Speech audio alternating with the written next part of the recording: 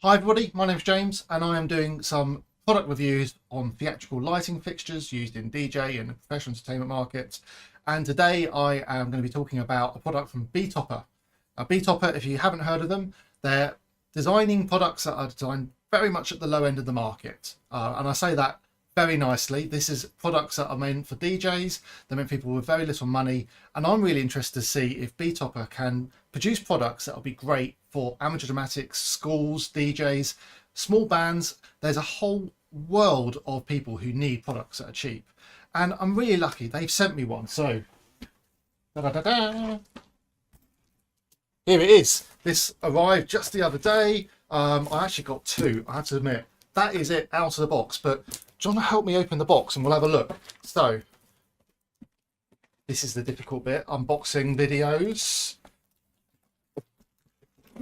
Brand new product in a brand new box. Lovely sticky tape. So what we got in here? We've got manual. So this product is the mini 7x40 watt LED RGB BI. It's like a BI. It actually says that on the box in the front. It even says BI because it looks like a bee's eye. I'm hoping that isn't a copyright infringement. What's in here? We've got a single bracket. We've got a 3-pin XLR. We've got a very convenient 13 amp nitric power. Now that is quite nice because usually I get given European or something else, especially when it's come from China. You just don't know what you're going to get. But that means that they know about the UK market and we're getting exactly what we're meant to be getting. All right, here we go. Try and do this sitting down. Inside is the fixture. Bit heavy? No, not heavy at all. Anything else in the box? No, just some polystyrene. Right, let's have a look at this thing then. There we go. Quite diddy. Now this has, I'm going to have to refer to my notes here, 7 40-watt LEDs in it. Somewhere in here. RGBW, wash and zoom. So this whole unit here, the whole thing sort of comes in and out to be able to create some zoom. What it also does, which is quite cool, is that this whole ring here will spin and it will continuously spin to be able to create a sort of a kaleidoscope look, which is quite fun as well. It is only in the UK £205.62 ex-VAT. Now that's just an unbelievably cheap price. There's nothing here that really is really cheap. I mean, it's made of plastic, but I mean, we get some quite high-end products that are, yeah, made of plastic. And this one is cheap and light, but actually it's got a lot of equipment in it. I mean, 740-watt LED chips, DMX, 3-pin, which is usually a sign of a product designed for the DJ market because they're more like to have 3-pin XLRs. Power in and out, a fuse, and a rocker switch. One of the most annoying things on a moving light actually is a rocker switch because you can guarantee it'll be up there when you realise it's off. And a nice little LCD display, which we can use for dressing and setting some features. So let me get this thing turned on and we can have a look and see what it can do. So what I'm going to do is I'm going to plug this into a little power monitor I've got here that will tell us exactly what the power output is. So we can just compare what is coming from the website to what is happening in real life. So nitric plugs in there and we're going to plug this in to here and I can hear fans. It's going to go through this little startup process. So let me see what else I can find out about this fixture. And I should say that at some point, I'm going to get it on the stage with its brother or sister over there with some haze, and we're going to see exactly what it looks like. So before it's even turned on, we've got 53.2 watts of power. That'll be a standby power. It says it has a rated power of 350 watts. So we'll see if we can get up to there. Now that it's stopped moving, it's gone down to 44 watts power. So not very energy demanding. 270 degrees of pan with 270 degrees of tilt with 540 degrees of pan. That's very normal. It can strobe. It's got 1 to 25 frames a second, flashes per second as a strobe effect. It has a built-in CTO, wash, beam, zoom, RGBW, and it has an effect mode with this windmill effect that I'm going to show you in a second. The whole thing weighs 6 kilos. It's quite light. 6 kilos is easily about 6 times lighter than some of its big brothers that come out of the professional industry. So if you're slinging these in the back of a car, or you've got very limited overhead weight allowances, you could really put a load of these together. And actually, I think these would look really, really good in a massive cluster. You could put them really close together because they're not too big. You know, they can put them one next to each other. Color temperature range is 2,800 Kelvin up to 8,500 Kelvin, and it has the classic 50,000 hour LED lamp life, which we don't believe because nothing lasts 50,000 hours in the LED world, but it's just what people say. So that's all the specs. Let's have a look at what it can do. Now, I have had a play with the little brother over there, see what it can do. So I'm going to try and do this so you can sort of see the display as I'm working. First of all, we can set the DMX address. I am going to get it plugged into a lighting console, and we can do this properly. Betopper, however, is obviously not the sort of product range that most manufacturers of consoles think to put into their default show files, and we have not yet got one for it, despite me asking a certain console manufacturer I have sitting next to me to make for me. I'm going to have to make my own, which isn't the biggest thing in the world, but it's just something that you'll have to do if you get one of these fixtures from Betopper. Probably have to make one of your own profiles. Probably should be anyway. It's usually good practice to build your own, or at least start with something that someone else has made and modify it to work the way you want it to work. But I'm going to just use this control. So first of all, we've got the ability to set DMX address. If I go to menu, and we're going to go down to manual. You're not going to be able to see any of this, are you? But I'll promise you that this is what's happening. I'm going to tilt it up a little bit. A little bit of noise from the microphone, from the motors there. Now, I did find it's not too noisy. When the LEDs are all on, the fans do turn on, obviously. But at the moment, no noise at all. I'm getting more noise from my air conditioning. So there we go. So we now have dimmer at full. And I'm guessing that the strobe needs to be at full. There we go. And now we have some lights. We've got a nice pink because I've got the white and the red on. So let's just let's have a look at those. So we got, that's the white off. So we've got red channel, and we are drawing 85 watts of power. So that's quite a good red for 85 watts. Look, if I spin it around, I'm going to point it at my very unhelpful green in the background.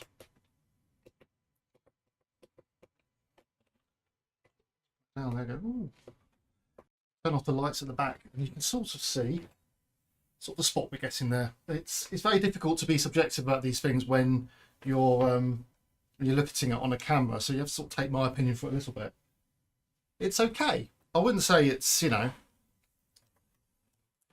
it's not going to light up Wembley Stadium, but for, you know, a little, what's it drawing, 85 watts of power, you've got a nice little red beam there. And if you had a whole rig of these, yeah, you could get a nice wash on a reasonable size stage.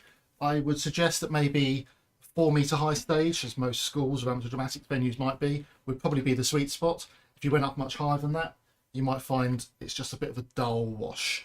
Let's just try adding in all of the other colours, so we got the most intensity we can from it. So added in the green, added in the blue, and added in the white. So now we've got all 4 chips on, and now it is drawing 296 watts of power. And you know, they said it will be 350 watts, so well done, 50 watts less than you said. So that's the end of that. So that is all of the chips on together. Now, you wouldn't necessarily use all of the chips together just to get intensity, because now you've got this lavender color, which isn't good for anybody. Now, as it started to go for a little while, the fans started to come on. Can you hear that? Now, the thing about a fan in a product like this is that actually it will start to rattle one day. No guarantee of that, of course. You know, it's me just speaking out of turn, but just keep all those LEDs cool. The fan will have to work pretty hard, and I can guarantee that whilst LEDs are rated to 50,000 hours, the fan will probably keep working, but it'll get noisier and noisier, maybe start rattling. And now it's getting a bit louder. So again, you might want to think about using it in an environment where noise is not an issue. So I don't think you'll be using these for operas. That being said, they're professional fixtures that I've used that are a lot noisier. Let's try zooming it around now, because we've got this opportunity to see it zoom itself in. And now we're getting even more intensity. Now this is, oh, gone too far. This is a very focused beam, and you can actually see the shape it's created. That's because the front of this unit has this BI effect, these 7 chips, which you can see on the one over here.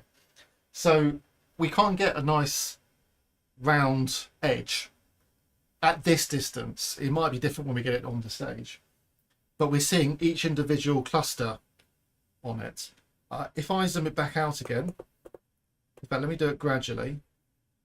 You can see it starting to homogenize, and around about 50% zoom, that's when we start to get a diffuse beam again. And if I go all the way down to fully open, that is where we get the widest beam, which they claim is 45 degrees. So it's quoted to be 4.5 degrees to 45 degrees, and this is the zoom range.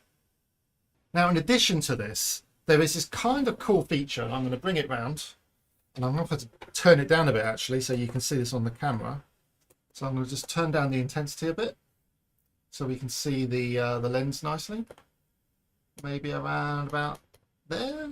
So that's running at 50. That's about 25%, 50 DMX bits. It's all done 0 to 255. So we can now see the front of the LEDs a little bit.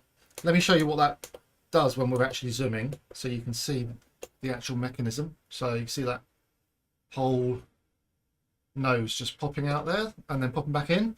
That's how it zooms, bringing the lens in and out.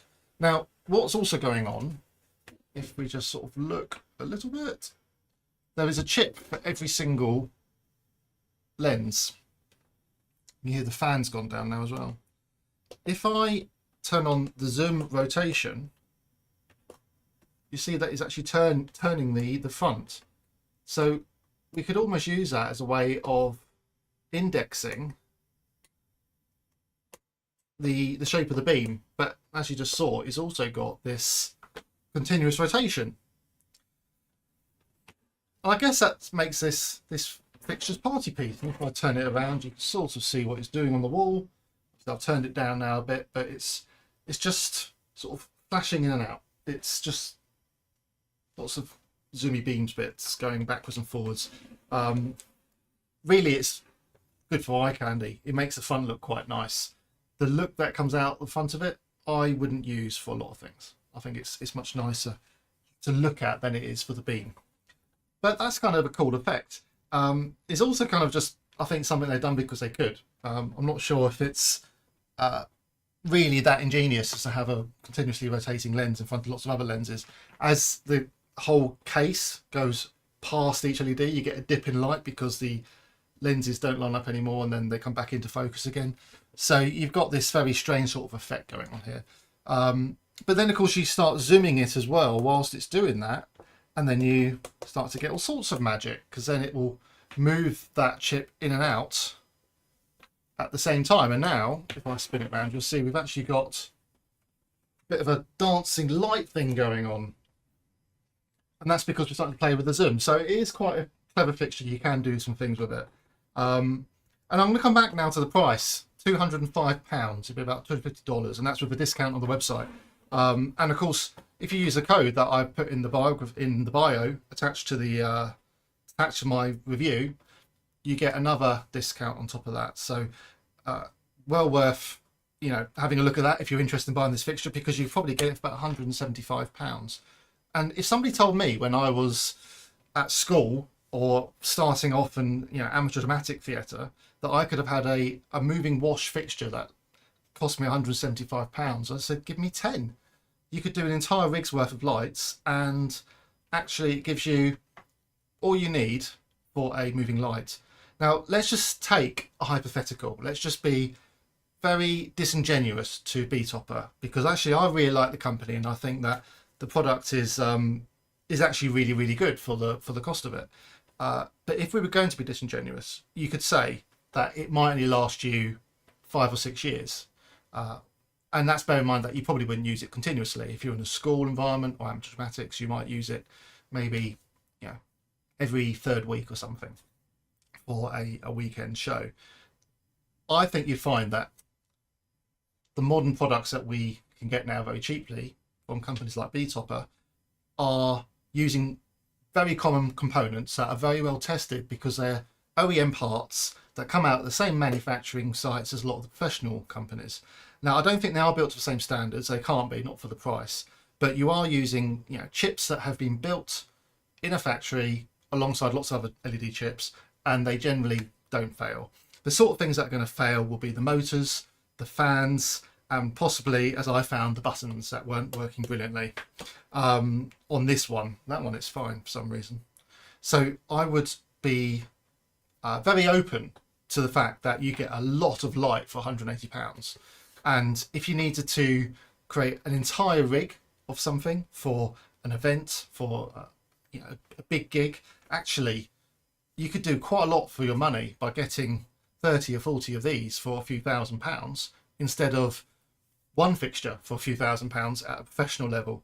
And for that 6 months, 12 months that gig is needed, these fixtures will be fine. Now, I don't like the idea of disposable lights. I mean, you'd have to recycle it, but even if it failed you after 6 months of continuous use, you've got your £180 worth out of it. So again, I think that the price is what you have to keep going back to on this. It is a really nice fixture for £180. I don't need anything else when I just need some light to come out of the front of the fixture. Let's take it downstairs and have a look at it on my stage. We're going to put some haze on and we're going to see how it fills up the space. Naturally, everything's relevant when you're just looking at two lights on their own, but I'm trying to compare this to what I already have on this stage. I have got some PAR LED lamps, which are sort of the equivalent of about a 400 watt LED, which is about where these are. I have 750 watt Acclaim Fresnels with tungsten lamps in, and I've got some TW1s out front, which 1.2 kilowatt 80 volt lamps in them. All of those are producing about the same quantity of light on stage as one of these.